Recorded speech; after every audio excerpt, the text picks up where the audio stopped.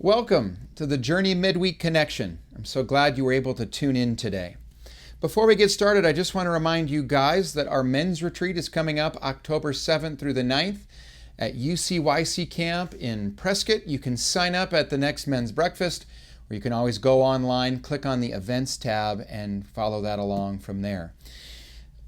This past Sunday, I had the privilege of talking about one of my favorite verses. It's Mark 6:31, where Jesus tells his exhausted disciples, "Come with me by yourselves to a quiet place and get some rest." I love that invitation, and we should be serious about taking Jesus up on that invitation.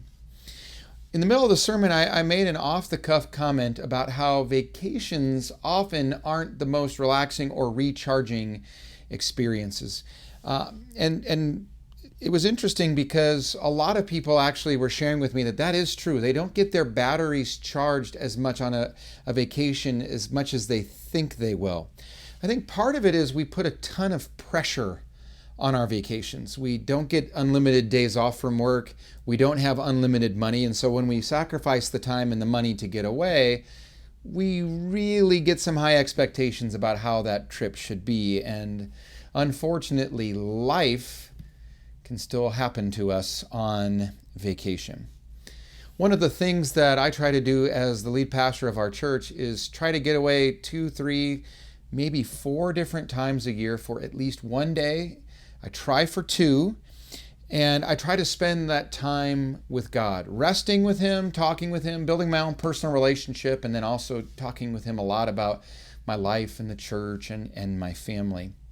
I'll never forget Jack Wade, who was the head elder when I first came here. We were in the middle of an elder meeting, and he was affirming that those times with God are proving fruitful because he said, "Matt, you make great decisions when you come home from those times." My wife pays a bit of a price when I go away for a day or two, and this was especially true when our kids were little, but there were times where maybe I was getting a little cranky, and she, even though she's holding 2 babies at the time and 2 more running around, she'd look at me and she'd say, "I think it's time for you to go back up on the mountain with Jesus. I think you need to have a conversation with Him." And the reason she would do that is because without fail, as soon as I stop and try to spend time with Jesus, one of the first topics that He brings up is His daughter and how He wants me to be loving her and treating her. And so I come home apologetic and recommitted to being a good husband, which is why she is very supportive of me getting away.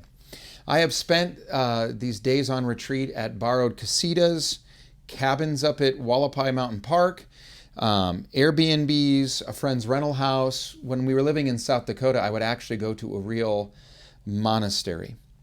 But the point isn't, hey, go become a monk. The point is to get away with Jesus to a quiet place and get some rest. And that rest is very important, but I get a lot more than just rest when I go. I come home with perspective on my life. I get to think through big things that are happening, or I think about big things that need to happen. I come back refreshed in my relationship with Jesus, and I have a vision of what I should do next. It's an incredible time.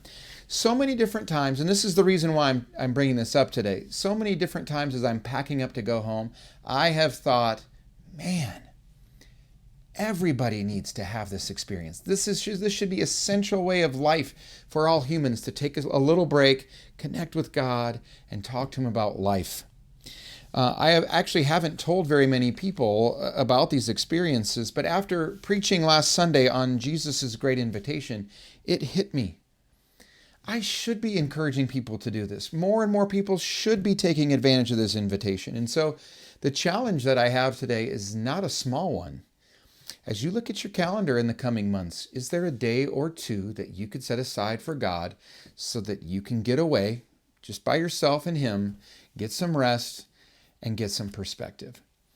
I want to challenge you to try to do that, and then I'd love it if you gave me feedback on how that went.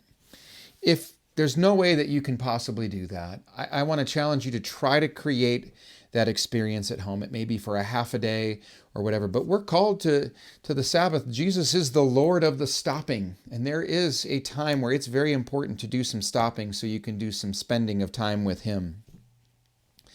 When you think about this whole thing, isn't it amazing that we serve a God who cares about us, who cares about us getting rest? He cares about us being recharged in Him. And He's calling us to have an impact, but He wants to fill us up so that we don't run dry as we serve.